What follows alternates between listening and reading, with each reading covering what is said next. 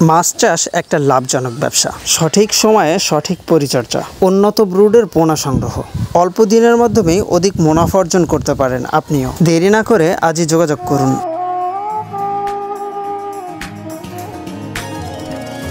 দেশ ও দেশের বাইরে থেকে যে বা যারা আমাদের আজকের ভিডিওটি দেখছেন সকলকে জানাই আন্তরিক শুভেচ্ছা ও অভিনন্দন।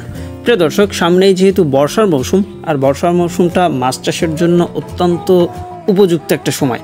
তো অনেকে আছে যারা ছোটোখাটো জলাশয়ে মাছ চাষ করতে যাচ্ছেন বা বড় দিঘিতে মাছ চাষ করতে যাচ্ছেন। কেমন ধরনের মাছে কেমন পরিমাণে লাভ পেতে পারেন বা কোন মাছটা কিভাবে পরিচর্যা করতে হবে, যাবতীয় সকল কিছুই থাকছে আমাদের আজকের ভিডিওর মাধ্যমে। প্রিয় দর্শক, এই যে প্রথমেই দেখতে পাচ্ছেন আমাদের হাউস থেকে ভিয়েতনামি কই মাছটা আপনাদের সামনে তুলে ধরা হচ্ছে।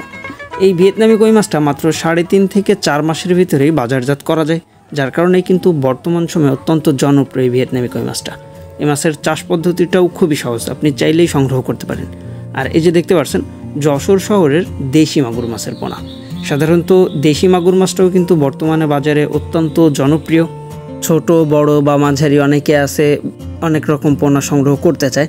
তো আপনারা যে কোনো ধরনের পোনা সংগ্রহ করতে চাইলে অবশ্যই আমাদের ভিডিও স্ক্রিনে দেওয়া নম্বরে যোগাযোগ করতে পারেন। আমরা সর্বোচ্চ 24 ঘন্টার ভিতরেই সারা বাংলাদেশে সকল প্রকার মাছের পোনাগুলো ডেলিভারি করে থাকি। এই যে দেখতে পাচ্ছেন এটা শোল মাছের পোনা, যেটা একেবারেই প্রাকৃতিক উপায়ে উৎপাদিত যেই পোনাগুলো সেগুলোই কিন্তু আমরা সংরক্ষণে রাখছি। আপনি চাইলে কিন্তু এই দেশি শোল মাছটাও সংগ্রহ করতে পারেন। দেখতে পাচ্ছেন প্রতি 1 বছরে প্রতি এক পিস মাছ 2.5 থেকে 3 কেজি পর্যন্ত ওজন হতে সক্ষম। আর অনেকে আছে যারা দেশি মাগুর মাছটা চিনতে ব্যর্থ হয়। দেশি মাগুর মাছটা চেনাটাও কিন্তু একটা মুখ্য বিষয়।